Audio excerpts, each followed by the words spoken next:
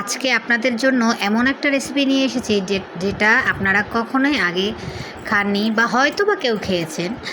যাই হোক, তো এটা হচ্ছে টাকি মাছের পোড়।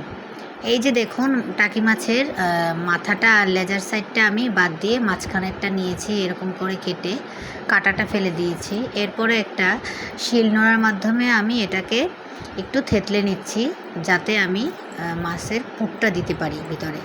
এরপরে পেঁয়াজ আর রসুন নিয়েছি কিছুটা, আর নিয়েছি সরিষা বাটা প্রায় 4 থেকে 5 টেবিল চামচের মতো। এরপর মাছগুলোকে আমি হলুদ, লবণ, মরিচ দিয়ে ভালোভাবে মেখে কিছুক্ষণ সাইডে রেখে দেব। আর যে পুরটা বানাবো সেটা বানিয়ে নেব।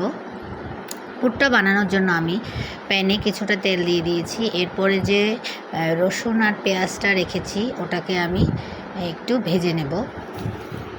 তো এটা ভাজার জন্য অপেক্ষা করতে হবে কিছুক্ষণ। আর হ্যাঁ, আমার ভিডিওটা আপনারা কে কোথা থেকে দেখছেন অবশ্যই আমাকে জানাবেন। এখন আমি পেঁয়াজটাকে লাল লাল করে একটু ভেজে নিয়েছি। এরপরে এর মধ্যে আমি হাফ চামচের মতো হলুদ গুঁড়ো, মরিচ গুঁড়ো আর জিরার গুঁড়ো দিয়ে এটাকে একটু একটা ব্যাটারের মতো বানিয়ে নেব। এটাকে কিছুক্ষণ আমি কষিয়ে জাল করে নেব ভালোভাবে। এটা হয়ে গেছে আমার, এখন এটা আমি নামিয়ে নেব। এই তো সরিষার সাথে ওই ব্যাটারটা আমি মিক্স করে নিয়েছি। এরপরে আমি এটা অল্প অল্প করে সবগুলো মাছের উপর দিয়ে দেব। মাছের উল্টো মানে পিঠের সাইডে আমি এগুলো দিব। সবগুলো এক এক করে দিয়ে নিচ্ছি।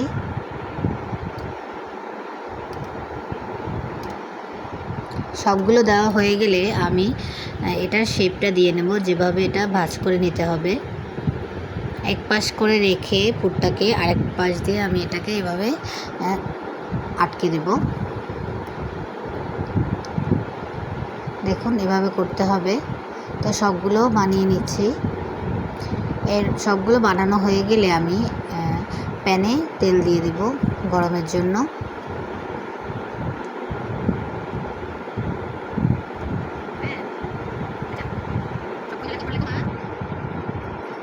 এই তো সবগুলো হয়ে গেছে। এখন প্যানের তেলটাও গরম হয়ে গেছে, আর আমি মাছগুলোকে দিয়ে দিচ্ছি। মাছগুলোকে ভালোভাবে আমি ফ্রাই করে নিব। উল্টে পাল্টে ভালোভাবে ফ্রাই করে নিচ্ছি। তো এইভাবে সবগুলো মাছকে আমি ভেজে নেব। এই তো সবগুলো মাছ আমার ভাজা হয়ে গেছে, তৈরি হয়ে গেছে আমার টাকি মাছের পোড়।